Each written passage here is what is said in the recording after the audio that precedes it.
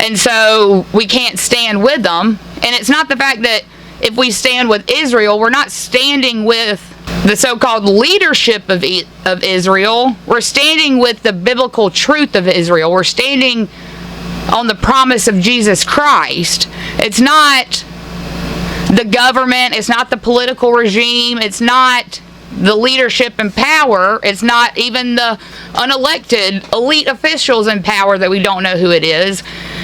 That's not who we're following. That's not who we're standing with. We're standing on the promise of God, because if he were to break his promise with Israel in the Old Testament, that promise that was made then, if he were to break that promise, or eventually that promise ended, what would that mean for us as a New Testament Israel? What would that mean for us? So does that eventually mean that, maybe not in our lifetime personally, but does that mean at some point down the line that the promise kept is not actually going to be fulfilled?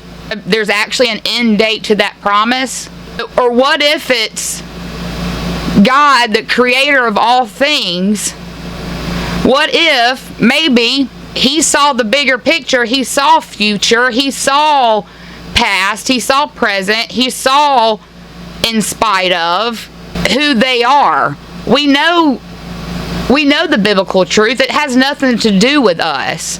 It has nothing to do with how good we are as a people, so God uses us. No, it's the complete opposite. It's usually, look at Paul. It's usually so evil, so corrupted, but in spite of that evil and corruption that Satan thinks he's won and he's had victory over, in spite of that, you may have them by the heel, but he has complete victory. Jesus Christ already has complete victory. He knows that. In spite of who these people are as individuals and as a nation and as a country, as a promise, whatever, in spite of who they are, I'm going to use you.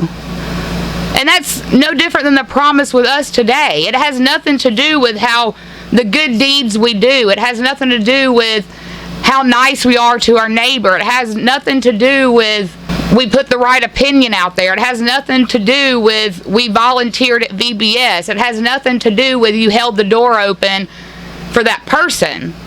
No, it's in spite of who you are, I'm going to use you, and I'm going to keep my promise and fulfill my perfect law. That's what it is. So it's where we're shunning and we're turning our backs.